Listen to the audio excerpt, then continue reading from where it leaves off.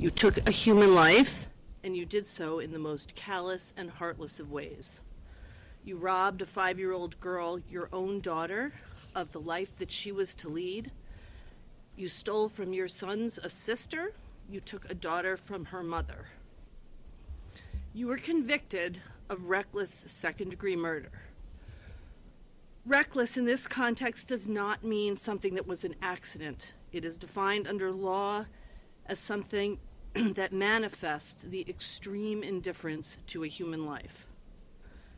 Your extreme indifference to the value of human life is seen in so many of your actions in this case. In 2019, you beat Harmony.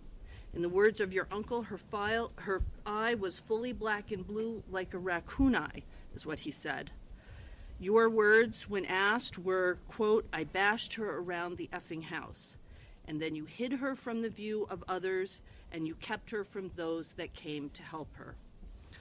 On the date that you murdered her, you didn't hit her once. You punched her in the head repeatedly.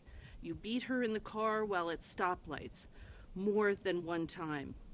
You knew that she was severely injured, yet you covered her with a blanket and didn't check on her until after you took her lifeless body from the car.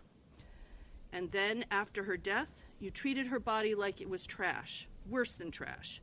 You did unimaginable things to her body, and all in an effort to save yourself from being discovered as her murderer.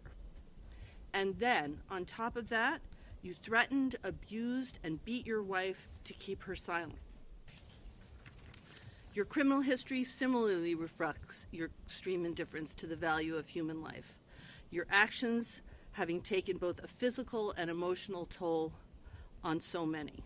In 2008, you were convicted of criminal threatening after pointing a knife at a 15-year-old girl. In 2010, you were convicted of armed robbery and assault and battery with a dangerous weapon in a home invasion incident in which it was reported that you held up a woman at gunpoint, terrorizing her to the point that she lost control of her bodily functions.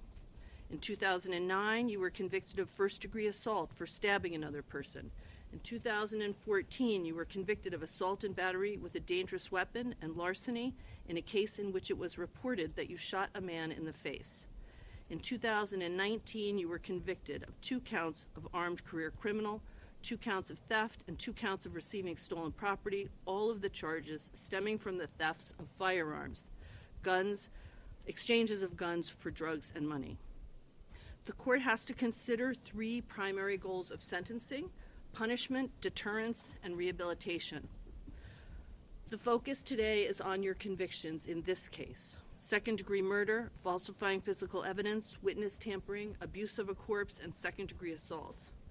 But the prior convictions are important, and they're important as well as each of them reflects not just your extensive criminal conduct, but each of them represents an opportunity after sentencing for you to have changed the trajectory of your life, to change how you were treating other people. But you were either unwilling or unable to do so. And as a result, at this point, the court has the responsibility to impose a sentence that not only punishes you harshly for the crimes that you have committed, but considers deterrence, that is, how to keep you from hurting others. In light of the egregious nature of the crimes of which you have been convicted in this case, and taking into consideration your extremely violent criminal history, the court finds the only way to do this is to keep you off the streets. To the extent you seek to rehabilitate yourself, that will have to happen behind the prison walls. Harmony was an innocent 5-year-old girl. You treated her in the worst of possible ways, in both her life and in her death.